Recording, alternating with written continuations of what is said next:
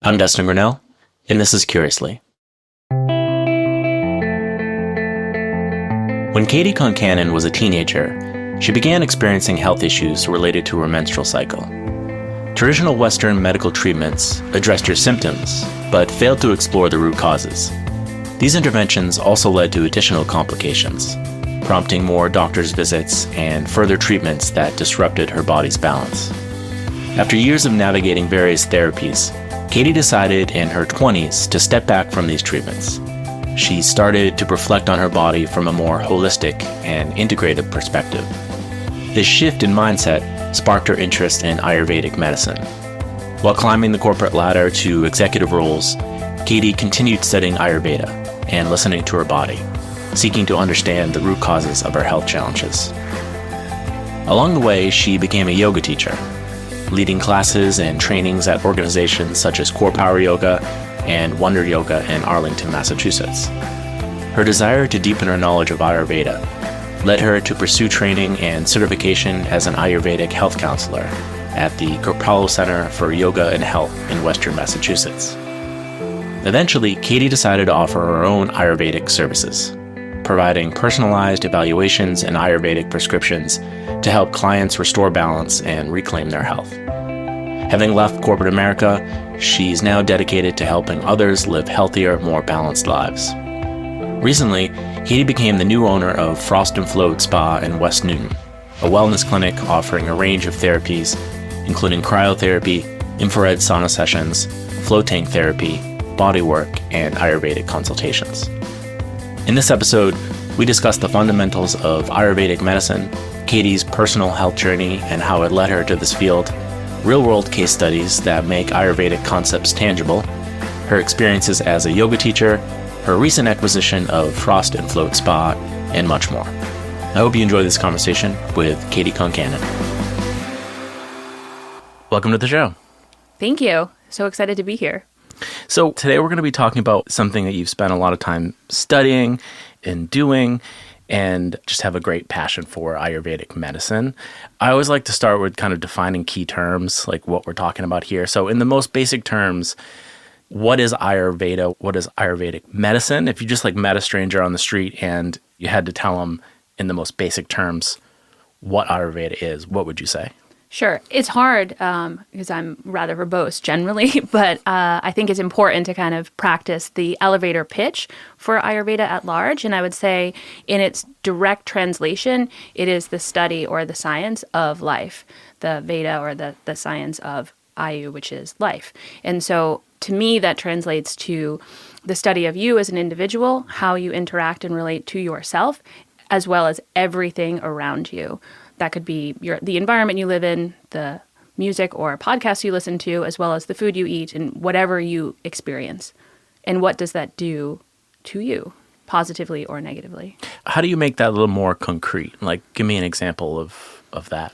Yeah. Well, one of the best quotes, I think, that comes from the original Ayurvedic texts that have been translated and, provided to us now in Ayurveda school in today's world is that everything in the world is both a medicine and a poison. It just depends on the dose, the how, when, and, how much.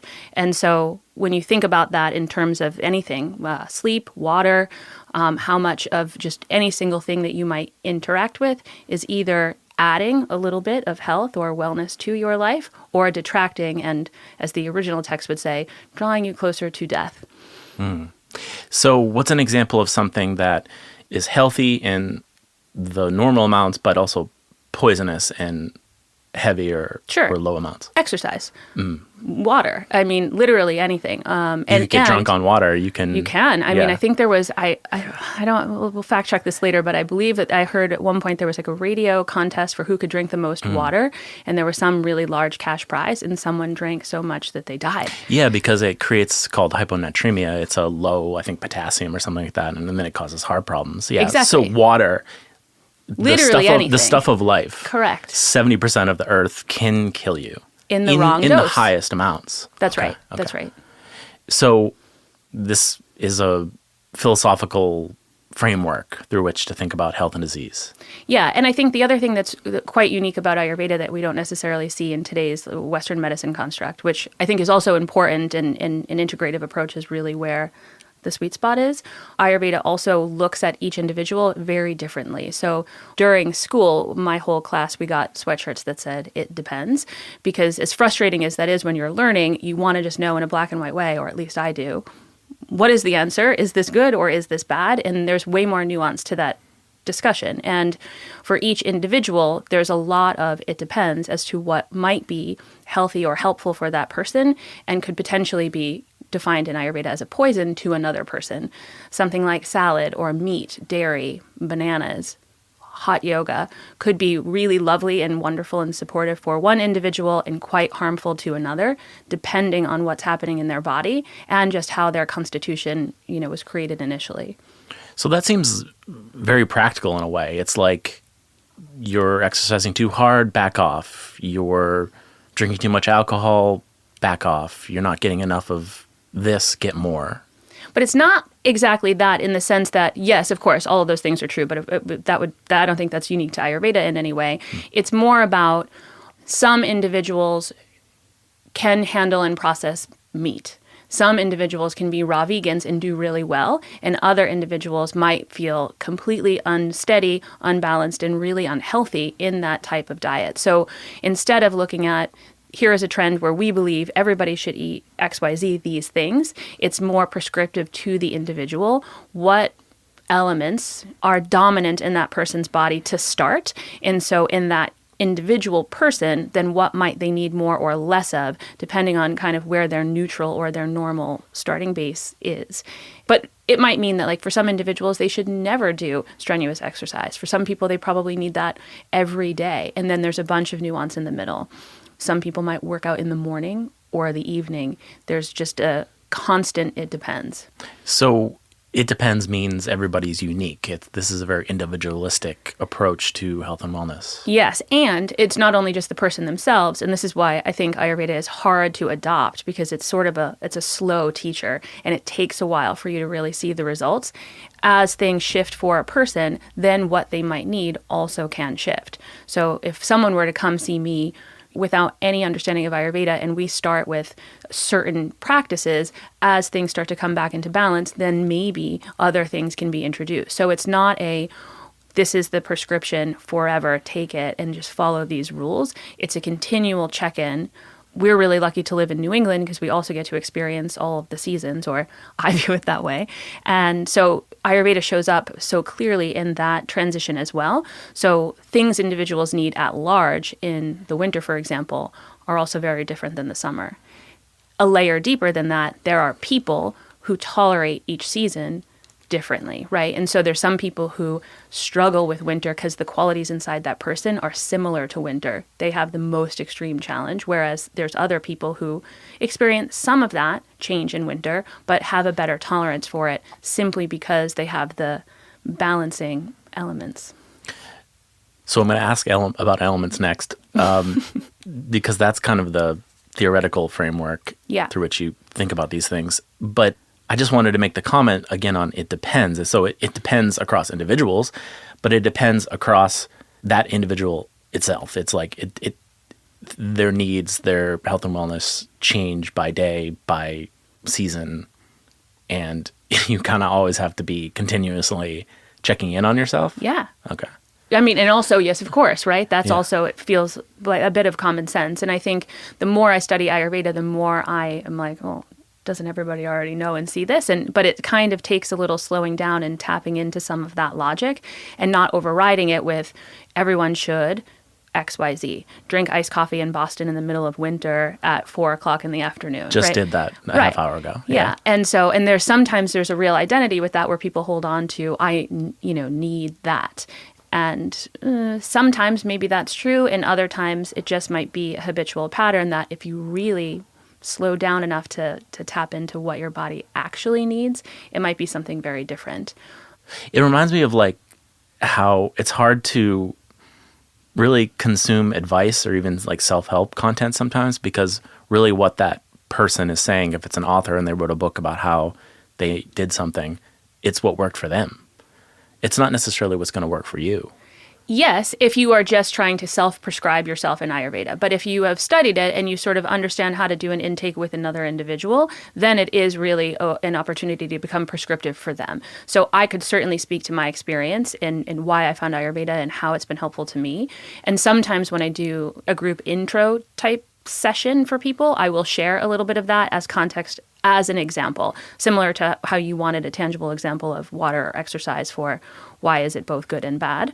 But when you do an intake with an individual, generally it's slow. You take a 9 or 10 page form, you spend probably 90 minutes to 2 hours talking to that person.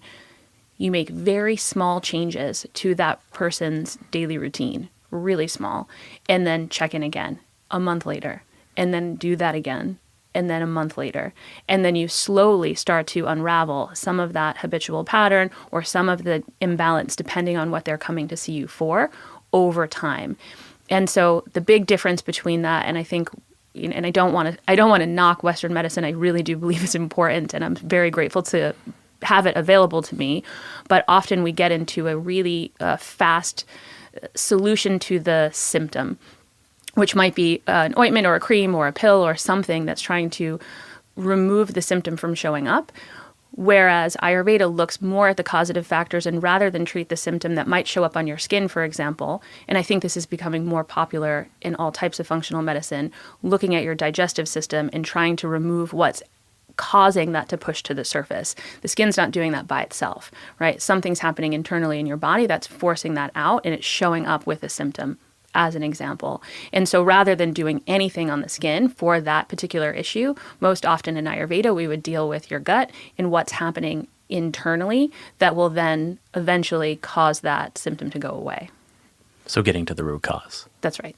So talk about Ayurvedic medicine in terms of where it came from historically, India, 5,000 years ago, right? And what its like framework is. Like what is the theory, what are the elements, and how does it diagnose and treat? Sure. So it's hard to say exactly, right? It's just like yoga. We talk about yoga philosophy, which is probably a little bit more well known here in the US at this point. And there's, Patanjali and the Yoga Sutras and all of those things. And no one really knows, is that one guy? Is that a bunch of people? Where did that all come from is a little bit unclear. And I'd say from a time tracking perspective, Ayurveda is similar. It's more than 5, potentially more than 10,000 years old. People in India, and certainly people that study the way that I do, believe it is the oldest form of medicine. Some might say traditional Chinese medicine is, or they're right around the same from how old they are. And that's part of what makes me love it too. It's not a trendy thing that just showed up. It holds true in every way today in the same way it did however long ago Millennia. that was. Yeah. Right. And so I think there's something just really comforting in that for me, having just some of my own personal experiences that have really turned the other way here. So it's a 5-element system. The elements are air and space or ether, water, fire, and earth. Okay. And what do those mean? Right. We use those 5 elements basically to categorize everything else. And there's a larger list of category. I would say the 5 elements are sort of the basis. Inside of that, we start to put people into buckets of dosha types, which is, I think, becoming a fairly popular term here in the West. If you go to Whole Foods, you'll see different power bars and snacks that are related to a dosha. You can easily go online and Google dosha quiz and find out sort of what your dosha is. I would say it's not going to really be as prescriptive as seeing an Ayurvedic practitioner or healthcare provider. But we use that categorization to understand where your dominant elements are and then look to what's showing up from an imbalance perspective. So there's 3 sort of categories of dosha types, which are all inclusive of 2 elements. And those also match up to the seasons, the times of your life, the phases of your life, as well as the times of day. And when you start to really look at those clocks, I'm happy to talk about any of those to whatever extent you find interesting, you see the same pattern showing up again and again, which is really pretty cool. And then you can see logically, oh, of course, this person has more fire element, I think is a really obvious one. So they might have a more difficult time in summer. They might have a harder time doing a hot yoga class than someone who is filled with water and air. It just might be more agitating for that body type. And so, 2 people might have the same experience, go to the same experience and feel very different about it because they're unique individuals. And so we use the elements to categorize that for the person, but also for everything they're experiencing. So if you take a person who's filled with earth element and then you look at their life and it's also filled with earth element, they might have a heaviness to them that can show up in being lethargic, feeling a little dull or slow. Their digestion might be slow, or they might feel, depressed or just sort of lacking that fire element that comes on the other side of that. What does it mean to have earth element, but also earth in your life? What does that really mean? Like, what are examples of those, do you mean? Yeah. Yeah. So earth element in your body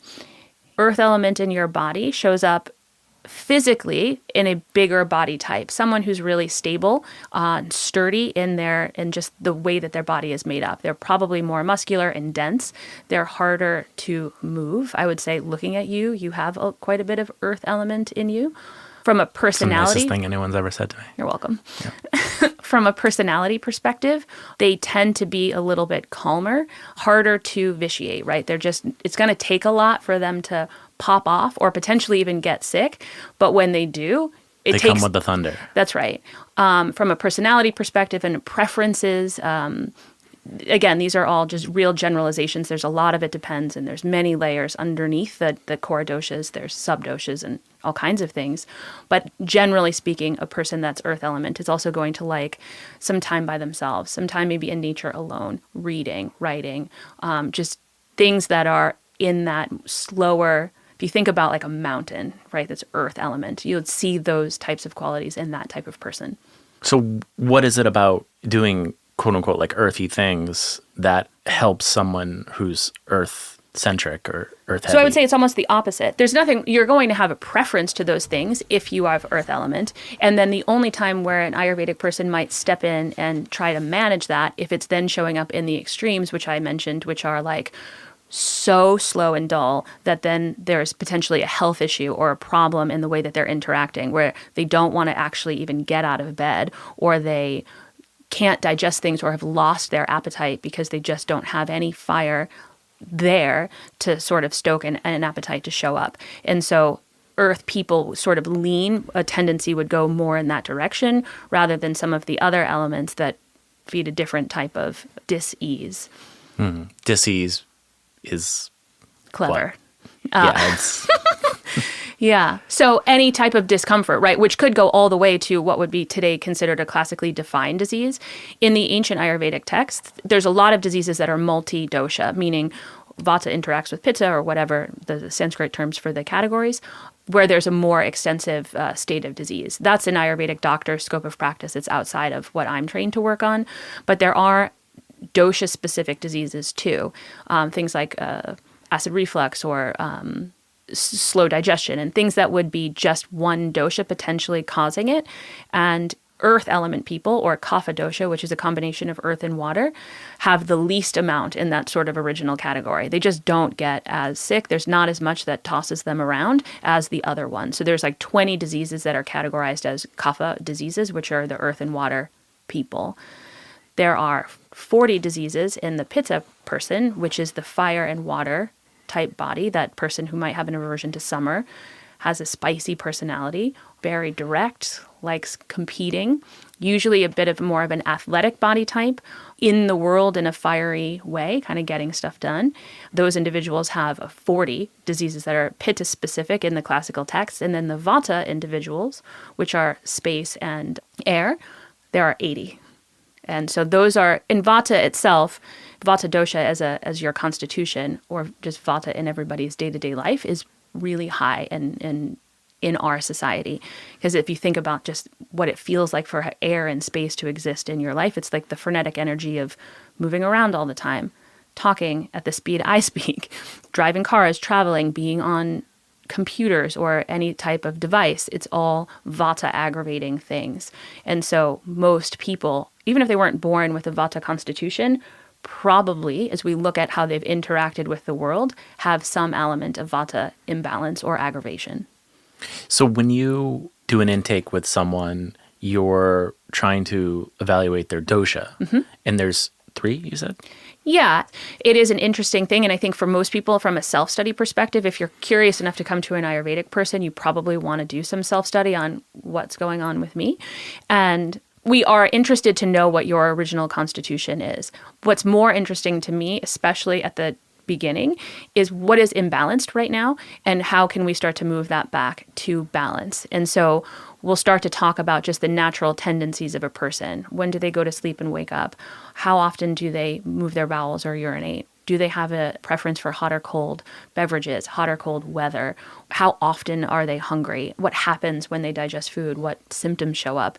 And so then you start to figure out what's high today, which might not necessarily be their core constitution. It's just what's high right now. And that's what we're going to start managing. So if someone comes because they are having a lot of digestive problems, that's probably most common doorway to me. We'll start to figure out, well, what kind of digestive problems are they? Is it a vata problem, which is probably that things aren't moving? You might have some stagnation. Constipation. Yes. Okay. Is absolutely a vata imbalance. If you've got some excess pitta, it's probably acid reflux. There's a little too much heat, spiciness to your digestion. You're hungry all the time.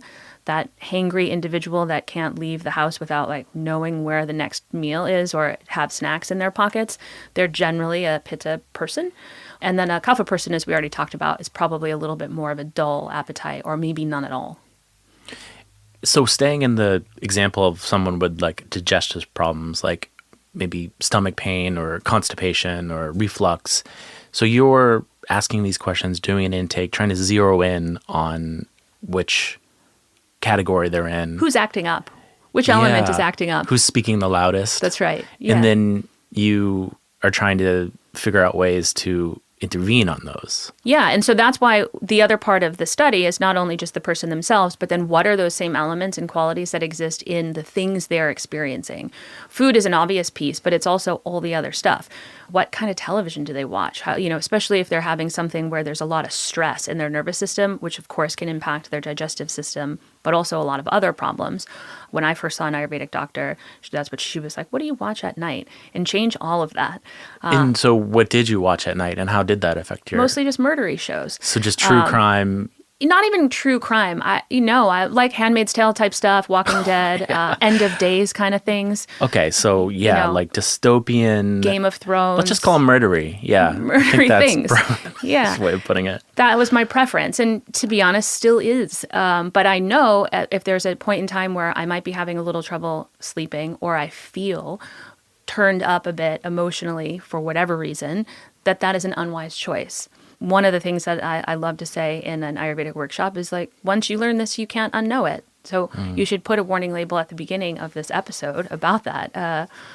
So you can still make the same choices, but then you know what the consequence is, right? And that's the other beautiful part about Ayurveda. It doesn't mean, often people will ask me, does Ayurveda allow ice cream? Does Ayurveda allow beer? Does Ayurveda allow staying up late? Or working. It does. You just know, now you know what it does.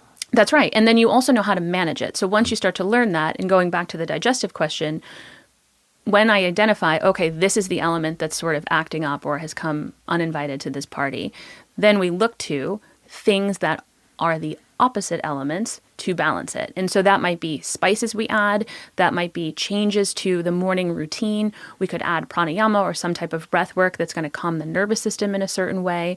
It could be a different food element together, either eliminating something or adding something new back in that's going to just bring the equilibrium for that person back. So if you're feeling keyed up or emotional at the end of the night and you maybe want to go back and watch, Walking Dead, do you back off on that? And if you do, what do you watch? Well, what is the opposite? What's the more calming energy?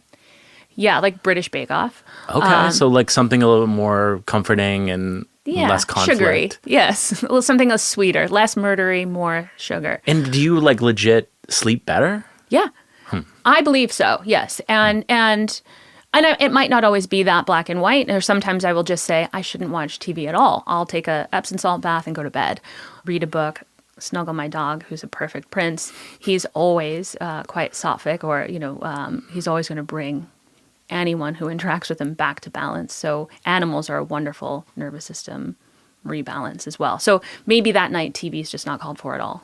So it's almost like everything is medicine now. Everything is medicine and poison now. That's right. The media you consume, Heck the yeah. life you live, That's which right. is like obvious, right? Of course. Yeah. And everyone knows that. But then I think when we go through our day-to-day life, we don't think about that when we're making those choices as consciously as I think potentially generations before us did, right? There was more of an awareness to, well, if I do this, and I'm making an assumption I wasn't there, but I do think we've gotten quite disconnected from our own nervous system and what's happening and what we might be lacking or having too much of. We're just in a automatic pilot of, this is what I do. I wake up, I turn my phone on, I lay in bed and look at Instagram, whatever that is for an individual. If you can start to break some of those patterns and slow down, Ayurveda also says your body already knows everything that it needs. It is its best teacher. Your mind is what wants excitement and variation and all these other things that sort of get in the way. And so if you're able to quiet your mind enough, and that's where things like yoga and why they're so interconnected, meditation, breath work, can help you then tap back into your truest self. So then you can make the decisions that are most beneficial to you. No one is ever going to know as much as you. An Ayurvedic practitioner or counselor is just going to help you find that out. If you're comfortable sharing, could you talk about your journey into Ayurveda? Like, how did you get there? Like, I understand you had some health problems yourself. Yeah. Sure. Yeah. I'm happy to talk about that. I think there's two prongs to that story. And one is certainly my own health journey and also what I've observed as a child and in the environment that I was in growing up with prescription medicine and what I would say watching doctors fail people close to me in a way that I didn't trust it early. I'm not one to trust authority generally, but I was very clear that I was suspicious of doctors or how quick you go in and out of an appointment. They don't really talk to you or ask you any questions. That's just been my experience. And I often find what's given to me to solve a problem hasn't done so. And it's just for the symptom. It's not addressing the root cause. They don't have the time or the depth of They don't have the understanding. time. Yeah, and they might have the understanding, but there's certainly not a construct that's allowing them to spend that amount of time. And so a lot gets missed. And I think in watching some people close to me, it actually caused quite a furthering more disease and disorder in those individuals' lives going to seek these professionals rather than if they had never gone. I think it did more harm than good. And so I have lost a lot of trust in that regard very young. And so for myself, I am a Pitta dosha, as I mentioned, which just means that I have a lot of fire and water, or Pitta is more like an oil than water, which we can explain in more detail if you want. But Pitta people are very fiery. If you think about the humidity in the heat of high August, that's kind of what happens in my body, especially if it's out of balance. And so with my menstrual cycle and when I came into experiencing that as a teenager, I had a lot of problems very early. There was just an intensity to that for me that was abnormal. So you're saying like more cramping, higher pain during menstruation? An incredible amount of pain, an incredible amount of fluids leaving my body to a point where there was just like nothing that could kind of maintain that. And I do find that to be quite common with other women that I've seen since then. And so the advice to all of us has always been, well, go on birth control. I was on birth control well before I was a sexually active adult.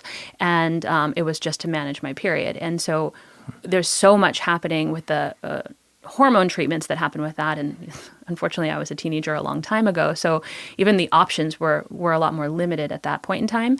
And then that caused a bunch of other imbalances with me. I had, at one point, they thought I had breast cancer. I had to have surgery for that. I had a number of surgeries for my period itself and things that were happening from a fibroid perspective and just like a lot of pain and a lot of different surgeries. And at one point, I realized the IUD was causing the breast problem. If I took the IUD out, I had the menstrual problem.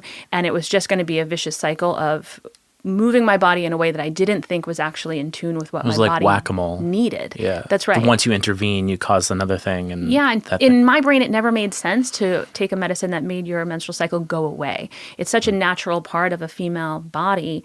I didn't want, a lot of my friends were thrilled, like, oh, it's gone. I don't have that anymore. But that didn't sit right with me for some reason. I thought, that feels, well, what happens if that's not happening? Because it feels like such an important part of the female body. If you remove it, what are the consequences? And I experienced some of those. So at some point in my 20s, I just ripped it all out and I said, I literally drove to my gynecologist and I'm like, get this out of my body right now. Like The IUD? Yeah, like a pitta person would do. You just show up all crazy and say, get this out. And he took it out. And then I found my first Ayurvedic doctor. And we had one of those long form sessions that I described I do today. And she prescribed me some confronting things. She said, do less hot yoga. Stop having so much coffee. If you want to have coffee, put milk in it. Small changes in my diet, little things. She gave me some pranayama to do. She said, you probably don't need to work out at all. Just like lie around on bolsters and breathe. And I think I got hives at first. I didn't want that to be the answer at all because I was, really addicted to my hot yoga practice and was certain that was doing a lot for my body and my mind. And I didn't want to let that go. And it probably took another year before I was willing to even consider that. And I still haven't fully let that go 20 years later. But that was my entry point. And then I started to study a little bit more about my body and Ayurveda at large. And I've never been on a hormone therapy to manage this ever again. I've never had to have a surgery ever again. And that was my real confirmation that this was it for me. This is what I wanted to provide for other people. This is what I wanted to study for my own life. And in all the ways that it feels just logical and obvious, it felt really important to me to spend some time learning more and sharing it.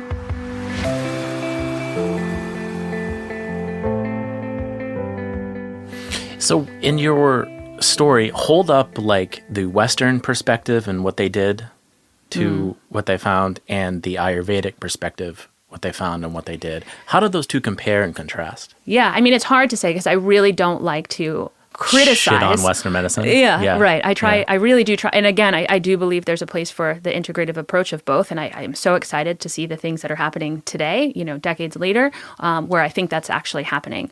But yeah, I mean, it was quite obvious to me to look back now and say there was a desire to just stop a symptom, which I still don't necessarily believe. Western doctors have a real understanding of what's going on with women's menstrual cycles, what's happening from a women's health perspective at large. There's still a lot to be learned about what happens with all of the hormone therapy that we're all taking from, 12 or 13 years old up until potentially our 40s or 50s. It's just completely normalized and without a lot of checking, yeah. And there's a number of people who then end up with a lot of other side effects, I'll call them. Again, I'm not a doctor, so that's my opinion, but it does feel like that was the case. And it certainly was for me when I went to a breast specialist and she very directly said, this is likely coming from the IUD. And so it was symptom to symptom ping pong game. There was really no understanding of, well, what is causing, why is there so much what I'll call heat in my body that was causing so much intensity to my menstrual cycle versus that's all that I did with the Ayurvedic person. Where is the heat showing up? What's happening in your physical day-to-day life? What's happening in the food you intake? Where is the heat elevated? And then how do you just cool that off? Can I ask something? What is, if you know, because this heat cold thing is somewhat abstract, right? It's not like measurable or quantifiable, I would say, would you say? And like what's causing the heat? Yeah. So from a food perspective, I think that's the easiest one if you're looking for something more tangible. There's a post-digestive effect of everything you eat, right? There's the qualities that exist in the food as it sits on the table. Fatty, acidic. Exactly. Whatever. High carbs. Salty, astringent, bitter, sweet. And that's an assault to the physiology, to the Potentially. digestive system. Everything's a medicine and a poison, right? So it just depends. And so a person who has high pitta is not going to want to add more salty, spicy things. They're going to want to add things that are sweeter, lighter, that are going to sort of ground the fire element versus a kapha person who's filled with earth element is going to have a tolerance and a desire for more fire in their food. So no food is bad. It's just a matter of someone like me who's filled with fire, even black pepper, I get heartburn if I have too much black pepper, like table pepper. It's not a big deal spice, but I don't have a tolerance for it. Whereas someone else, it could be a real medicine, especially a kapha person that might have in today's environment, like the flu or a lot of congestion in their nasal passage. Black pepper can be a real medicine for those individuals. I never have that problem because I just have so much fire. It just pretty much burns all that out. So it really is person specific. But that's where, the fire is coming from the person's constitution. Some people are just born with more of that. And then also if you're out of balance, you may then crave more of your imbalance. And so I was high fire for a number of reasons, of just my experience as a kid. And then I was seeking out more fiery things because that was my comfort zone in a really unhealthy way. Once you get balanced, that goes away. It's like a sugar craving, right? People really, really crave it until you detox it. And then you're like, gross. So you were like, in the metaphor, you were throwing gasoline on the fire. That's right. Adding more fire to fire. Yes. And your body was on fire? Yes. And so you added in calming activities and food that kind of acted this. Grounding things and cooling things. Like I will drink, if I still do sometimes teach hot yoga, I will drink aloe juice after class and I can feel it just like you would put that on a sunburn in my body, cooling me down. I would use lime instead of lemon, where people, everyone believes lemon water is so healthy and we're all drinking lemon water. There's nothing wrong with it, but for someone who has high pitta, lemon from a post-digestive effect is more heating than lime. And if you think about that, before we became a global food economy, hot climates use lime. If you go to Panama or Puerto Rico or those places, you don't find lemons, you find limes. Because there's so much heat element there, limes are going to actually cool you down more post-digestively than lemons. So I have lime water. Little things. I can hear like a listener thinking, what am I? And so, again, what are the possibilities there? And then you could say you could take a quiz, which may not be accurate, but it'd be best to go to a specialist. So if someone's thinking, what am I? How do they basically understand that? Yeah, there's nothing wrong with the quizzes, I guess. They're just going to tell you in that moment what is showing up, which doesn't mean that's your real Could be dosha. different from September to July. It could be different from 10 a.m. to 10 p.m. Because there is an Ayurvedic clock that goes, seasonally, but also through the day. But you do have a constitution, you said. You do. It's just likely not going to show up in the test, I believe. So here's the way that it's defined. There's two definitions for how we look at an individual person. There's your prakriti, that's the Sanskrit word for the constitution you were born with. That's just the elements that made you a human. When you arrived in this world, you had these dominant things. Most people have a main and then a second, and then one that's somewhat lacking. Occasionally, you'll find a tridoshic person. I can think of two that I know after doing a lot of intakes that have a pretty even amount of all of them. None of that means it's better or worse. It just means that's you. And then your imbalance can exist no matter what, right? The imbalance is really what we're worried about, not the prakriti. Your vikriti, which is your current state of dis-ease, is what we're mostly looking for and what will likely show up in a quiz if you did an online quiz. And so that's more interesting from a treatment perspective because that's where your elevated imbalance is showing up. That might be a depletion, that might be too much, and that's what we start to look at for a person. And so inside that, we have the three dosha types. So the kapha, and I'll give this to you with also some of the other definitions. So kapha dosha is water and earth, and that is the sort of type of person I described already. They're stable and sturdy. They're generally a bigger, like denser body type. In the ancient texts and from an old perspective in India, those were also viewed as the healthiest. Like that was the body type you wanted to be at that time. I think in our culture, it's probably the one no one wants to be because they're the largest body types, especially maybe for females.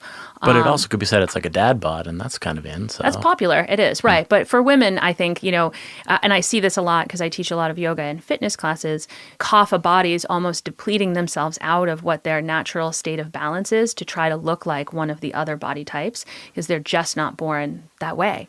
And so that's something interesting that we butt up against quite a bit. But kapha is also your earliest stage of life, and it's springtime. And so if you think about that, there's the cycle of one person's lifetime, kapha is where you're going to see the most mucus. You're going to sleep the most. If you think about a baby's constitution, it's squishy, it's heavy, it's dense. Even if you're one of the other body types, you're going to have the most earth element in your lifetime at that time. Everything's sort of new and well lubricated. Your joints are protected. Your bones are protected. You're sturdy in a way that when you're, an elderly person, you aren't. And so that's kapha. So a kapha body, and as a baby, is just going to be a really cute, squishy ball of mucus and sleep, right? And it's springtime season, and it's also the beginning of the day. So if you think about when you wake up in the morning and you go outside, no matter where you are or what season it is, you can see the heaviness of like the dew of morning in kapha time of day in a way that you don't in the other parts of the day, right? If it's a rainy day in the middle of spring, again, that's kapha season, so you'll see that all the time.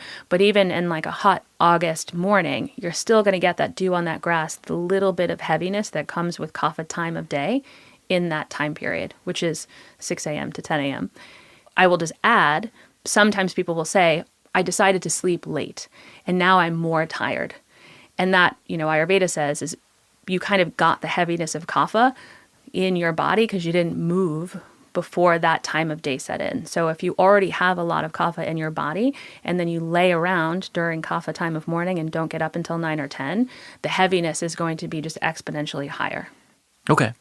Give me another success story. You can anonymize a client. You can just talk in general terms. But, someone who came in disease, someone came in with maybe something common, maybe something not, and you evaluated them and they made changes and they got better. Yeah. So I'll give you an easy story. I teach a cleanse. Again, going back to the seasons, there's one that we do in spring and then there's another one we do in fall, which is very specific reasons around because the elements outside change so much at those time periods. So I'm able to see a lot of maybe quicker results in some of those times because we intervene with an actual cleanse. And so I did one this past fall out of one of the yoga studios I teach at. We had a small group of people who I know from regular class. And one of the individuals in the cleanse I've known for quite a while, and he has fairly extreme eczema. I know a little bit about him personally. He's in a high stress situation right now. From a work perspective, he was laid off from his job. He's been looking for months. He has young children. He's financially pressed. There's just a lot going on. So he's just at an elevated stress level. His eczema is completely out of control to a point where it's really painful, hard for him to work out or do things because of the way that his arms looked. And throughout the cleanse, by the third day of the cleanse, he did not have any eczema. It went away. It went totally away. And what is a cleanse? So an Ayurvedic cleanse is mostly a mono diet of khichdi, which we can talk more about. But I will say on the other side of it, before we go there, that he went off the cleanse in epic fashion because then some more stressful things happened and he went right back to sort of his old patterns. And within a day, the eczema came back. Maybe not a real success story per se, but it is certainly evidence to me that what we were doing was working. Well, is a cleanse sustainable? How would he kind of maintain that? Well, so I guess the intention of a cleanse is not for you to live in the state of a cleanse forever. So to that point, no. The point of it is to clear out where you have long-term elevated elements, right? So for that person, it was elevated heat for a long period of time. The fastest way to move that stuff, if it's been there for a really long time, is to clear it out with a mono diet that's going to just let your digestion ease on new things so that it can spend some time clearing out some of the old stuff. Khichdi is a mono diet of, it's basically yellow dal, basmati rice, a couple of basic digestive spices and a little ghee, and that's all you eat for some number of days. So you might do 3, 5, 7. I've done as long as 21, which is like a full Ayurvedic panchakarma or like a more intense cleanse. So he experienced a very quick clearing of those elevated doshas, those elevated elements within 3 days, where his body was able to, from an Ayurvedic perspective, in my opinion, digest out the excess heat, which then caused that rash to go away. When he fell off the wagon, per se, in such drastic form, I would ease that person back in slowly, move from having just this rice porridge, as I would call it, to add a little bit of vegetable, maybe add an egg, put some avocado on it. A couple days later, add a bit more meat. But he just went to Domino's and got a pizza or something? Yeah, probably had 3 IPAs, a cheeseburger, some fried food, and it just instantly came back, which, again, those are all heating things. Those are all going to create a post-digestive hot effect. And so that's exactly what showed up almost immediately, which is evidence to me that that was what was happening. And if there was a way to then potentially reintroduce a cleanse to reset him and then just have him be more mindful of, it's not to say he can't have those things, but just doing them in a way that is more mindful, maybe in a smaller quantity or less frequently, and then marrying them with something that's a little more cooling and calming. Right. What would this person have done if they went in to go see a dermatologist or something? Well, they have. And I see a lot of people with eczema. I actually wrote my paper during school on eczema, the Eastern and Western approach to eczema specifically. And generally it's creams, steroid creams, different topical treatments. Treat the symptom. That's right. Yeah. And sometimes that does treat the symptom. Sure. The rash can go down or... And I think often we get told, well, this is just how it is, right? This is how it is for you. And so you now get this cream forever. Right. And so that's... But they don't say we don't know what's going on at the most fundamental root cause level? It's an autoimmune disease, is it not? Or what eczema is... Yeah, like what's causing it? I don't know, actually, what his doctor particularly was saying. Of course, I wasn't there. But I don't know if they'll classify it as an autoimmune disease in all cases. Okay. Sometimes. Right, because they don't give you steroids or something for... They do. They'll give you a topical steroid for the cream for the rash. Skin problem. Right. But if it is autoimmune, how do you tamp down the overreaction? Yeah. And I'm not sure, and maybe there are some people that have had that experience that have been given a different, more an internal medicine of some sort, not in this instance. So what would the dermatologist who gave this person topical cream think about an Ayurvedic cleanse? Because the proof's in the pudding. They went away. They went away. And so speak about, Western medicine's reaction to this type of stuff. Do they think it's bullshit? Do they demean it? Well, it's hard to say. I mean, first of all, obviously we should have invited a dermatologist here to have this discussion today. Right. Big Hold miss. on. Let me text. Make a note. Yeah. But I think, and it's not a one size fits all, right? Not everyone in Western medicine has the same brain and thought. But I do think that, as I mentioned earlier, there's a larger appetite for an integrative approach of both.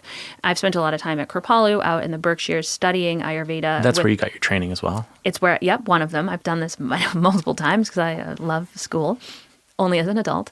But we brought in a couple doctors, like Western medicine doctors, to the training to have some discussion around integrative medicine and even just some of the problems that one or two individuals was seeing in their own practices and how they want to take a different approach to just the basic blood work panels we take, or what might be an indicator of a risk factor for disease. Like BMI, for example, we're missing a lot of people who might be a thinner body type but have massive risk factors for a heart attack that aren't getting caught because they're skinny. And that doesn't mean that their body is healthy. And so this more it depends version of what is actually happening inside. How is their circulatory system? What's going on with their blood flow? How much heat is in their body is a different metric. I don't know what those panels or tests will end up being. Ayurveda does not have the ability to run those types of panels here in the West. And that's where I think there'll be a really interesting next step for the combined study. In a way, I think about the example you just shared, and it's like, this guy's stressed. Yeah. This guy is unemployed. This guy has responsibilities. It's a stressed body. Yes.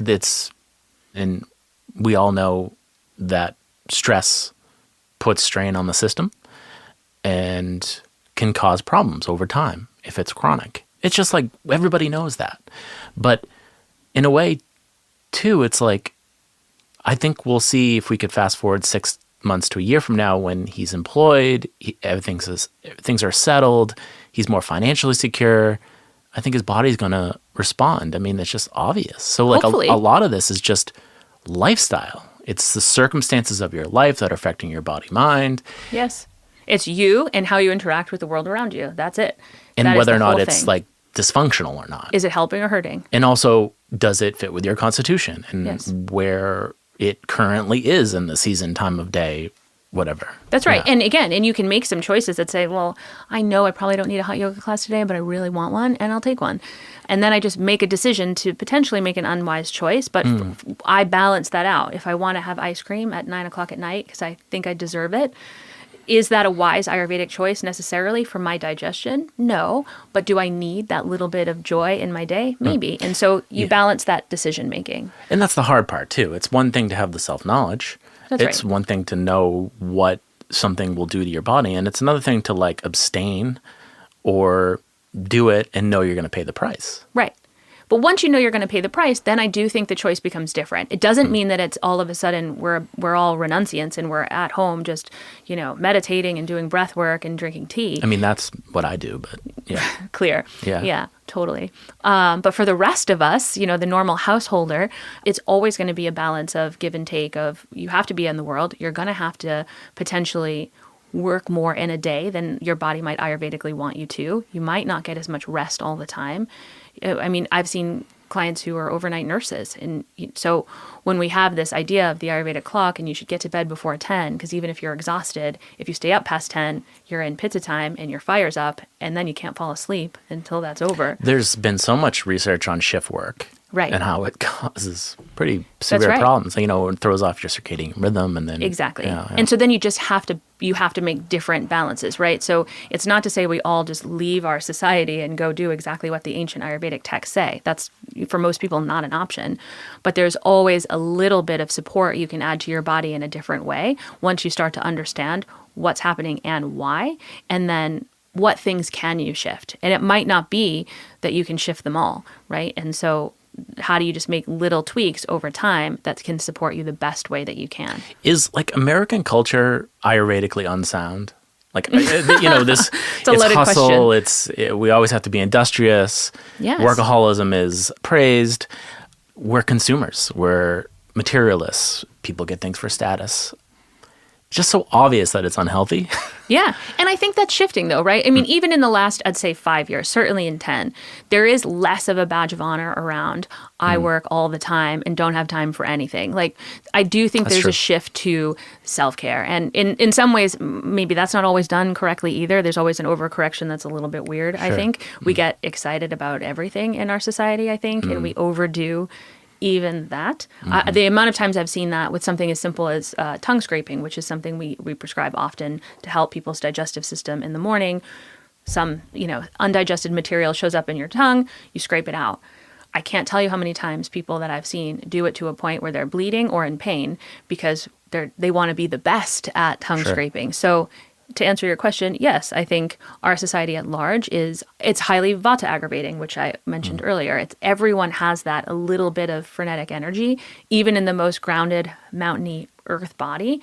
There's still some element of that if you're in the world here, especially in a city. We just move too fast. But it's changing. That's good. Talk about your new venture. Talk about how for many years you worked in the corporate world and a very high-stress environment. But recently, you have acquired a business. It's Frost and Float in West Newton. West Newton. And you've integrated your Ayurvedic practice into the business. Talk about how you got there and how that transpired and how it's going. Yeah, thank you. I'm really excited about it. I think... how did I get there? Often by accident.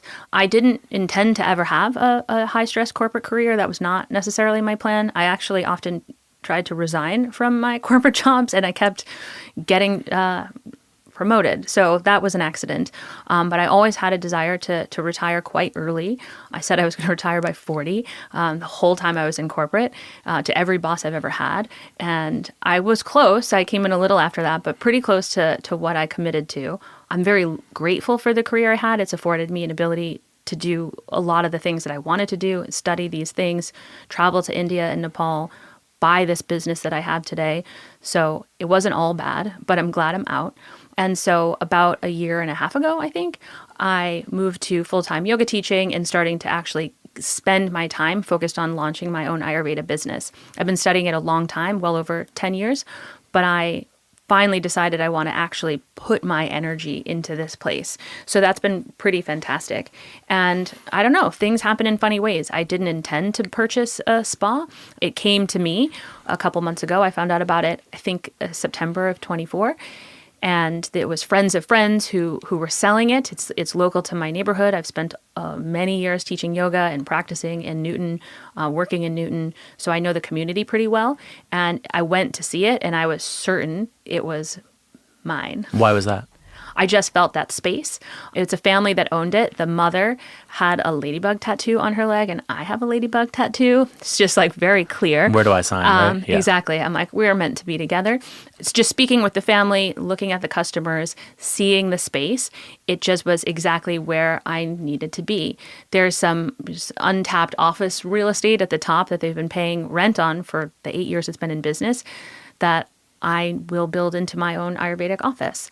In the meantime, I've kept all of the services that they've offered. They actually line up to Ayurveda quite well in the way we do cryotherapy and sauna. But the way that they offer it keeps your head out of the heat and cold, which is unusual in the way that I see it at other spas and exactly how it's done in Ayurveda. In the old ancient texts, you're in a sweat cabinet. They sort of close you in. And, before electricity, it was just boiled water underneath you, but your head is always out. And so that's how we offer both the heat and cold therapies here, which is really cool. We've brought in breathwork, meditators, a couple different yoga teachers and body workers. And then I'm seeing my clients one-on-one there as well. But there'll be a whole new renovation and an upstairs filled with witchy spices and Ayurvedic workshops in the next couple months. What's your vision for it? For the spa, for your Ayurvedic practice, are you working on, is there something in your head like a vision of your ability to be a practitioner, to be a business owner? Like what's the overarching goal? Well, I always wanted to be the boss. So, not working for anyone else has certainly been my goal since I was a child. And I think correct from my personality. But yeah, I think from a vision perspective for the spa, I've actually changed it from being called a spa, because I think spa implies something different than kind of what's there. There's a lot of sports recovery. There's certainly some relaxation therapies. We also have float tanks, which are fantastic for relaxation, but it's not a spa in a classic sense. It's not, I don't know, like other spas I've gone to. So I've rebranded it a wellness collective. And that's what I want it to become. I want there to be a number of different types of healing modalities and healers that are offering different things that all marry well together. I'm really specific and careful about who I'll bring in from an offering perspective. I've got to believe in it and believe that it's not contradictory to what I'm prescribing from an Ayurvedic perspective. But we've brought in breathwork people, body workers of all different kinds, some female like womb working, which has been really cool. Just some healing that I don't think is readily available as much as I'd like it to be. And that's what I see it becoming, sort of a collective of people that are doing this alternative type of healing work and really in their power in that way. I want to empower myself to do that and offer that to others. So I'm really excited about that. And then the renovation for upstairs, that is the vision of where I will be. I have a very clear vision of what that space will look like and what types of events are going to take place there in the future. It's going to be cool. What types of events will take place there in the future? I want to do cooking workshops. I want to introduce people more to spices and some of the tangible components of Ayurveda that I think allow it to be more tactile for people to feel it. I think Ayurveda is more easily experienced than understood from a book. You can start to feel it in your own digestion and body. A lot of it is so simple, but if you've never seen it before, it feels far away. And so I find that to be my most effective workshops, or when we make Indian buttermilk together or a digestive spice blend, and people kind of feel, here's what it's like to smell it, this is what it's like to taste it. What are the qualities in a food that change when it's raw versus cooked? Even your post-digestive effect might change from a raw carrot to a boiled carrot to one that you roasted in ghee, right? They're all going to have a different experience in your body. And so giving people those experiential opportunities, I think, sells Ayurveda better than anything. And how does yoga fit in? You've been a yoga teacher for many years. And how does that influence your perspective on health and wellness? Yeah. So, I mean, yoga comes from a lot of the same philosophies and teachings. And I'd say Ayurveda is the umbrella that yoga sits under rather than the other way around, because Ayurveda is the study of everything, right? And so, of course, yoga fits in there just like anything else. So a lot of the teachings are the same. There's very few instances where it deviates really at all. There is a bit of a ahimsa or a non-harming component to yoga that can be more vegetarian or vegan. And Ayurveda is quite meat-based for the body types that need it in the it depends world. So there's a little bit of difference there. But from a prescription perspective to people needing help with stress and moving energy in their body, I use yoga all the time with one-on-one clients as something I'm offering, either a one-on-one practice with me or a routine that they do at home.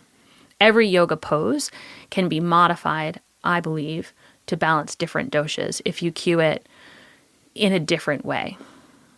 Okay.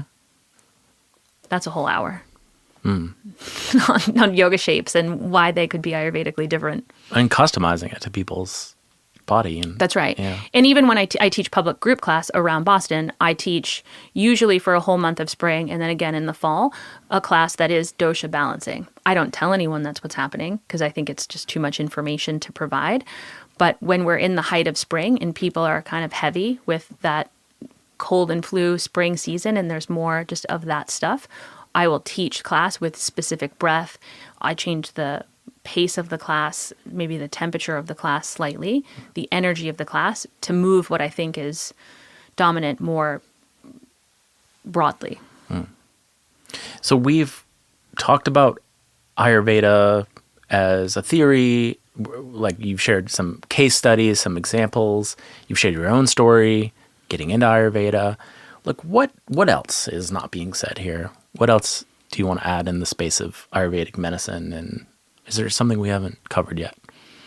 I don't think so. But if I had like a closing thought, I would say, I think the thing that I want people to know about Ayurveda more than anything is that it is for everybody. I often hear like things like, I don't like Indian food, so I can't do Ayurveda, or, I don't do yoga, or whatever the thing is that is a barrier to being curious about things like this. I do think there's little things, there's just tiny tweaks for self-care purposes that we can make as individuals that can really move the needle. And whatever you might think is stuck in your body and that it kind of has to be this way, I would be curious to know if that's necessarily true.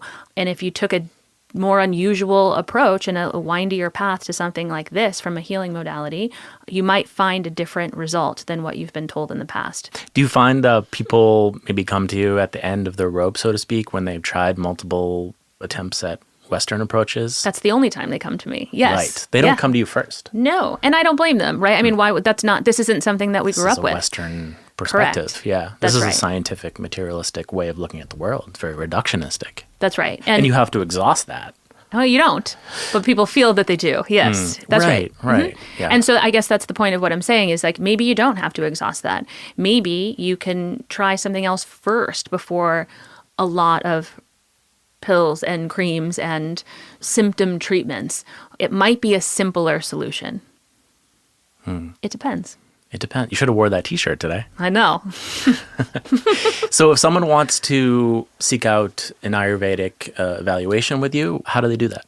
Yeah, thanks. You can sign up through my website. It's ayurvedawithkatie.com. It's also available to people coming through Frost and Float, which is frostandfloatspa.com. You can book a one-on-one with me. I'm happy to do a quick information session with people for 15 minutes beforehand if you have questions before you sign up. I don't do single sessions. The minimum I would do is 2. I just don't believe it serves anyone to just do the one and then never see it again because it does take time. It's a slow-moving teacher, so it's a mandatory 2 times. In a way, you're asking people to change parts of their lives. Yeah. So you kind of have to say, don't watch murdery things at night, and then you have to follow up and say, did that have any effect? That's right. And I just don't think it serves the person to offer it any different. So when people are ready to make that type of change, it can be somewhat confronting to have to let go of their murdery shows. So available through either of those avenues. I'm so excited for more people to come and visit Frost and Float. And if I could offer just one Ayurvedic tip for all people, no matter your dosha or constitution, is to, in the morning, give yourself just a quick couple sips of warm water to flush out your digestion. That is the one Ayurvedic prescription we give all clients. Okay. I'll leave you with that. So, thank you for talking about your passion, your expertise, and I hope people go visit Frost and Float. Me too. And I just want to say thank you again for coming. Yeah, thanks for having me. Thanks for listening to this episode of Curiously. I hope you enjoyed this conversation with Ayurvedic health counselor Katie Concannon. If it challenged you or helped expand your perspective or satisfy your curiosity about the world, please consider sharing it with your friends and family and use it to have a conversation of your own. If you want to support Curiously, please consider leaving a review. They encourage people to listen and help attract great guests. If you like what you've been hearing and would like to sponsor the podcast, please consider supporting me on my Patreon account. Thanks again for listening, and stay tuned for more conversations with people I meet along the way.